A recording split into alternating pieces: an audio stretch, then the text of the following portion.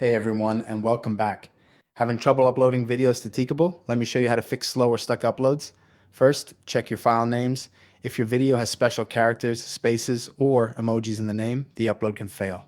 Rename it using only letters, numbers, and hyphens, like lesson1phenol.mp4.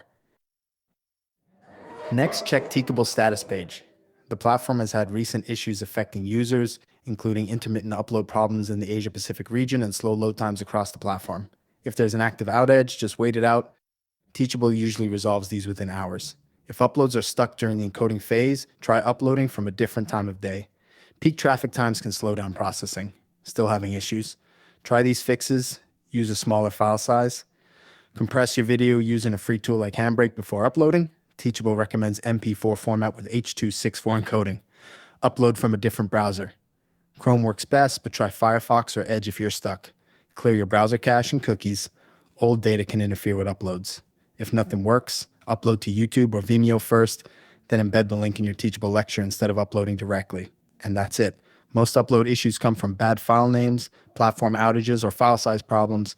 If you fixed your upload issues, let me know what worked in the comments. See you in the next one.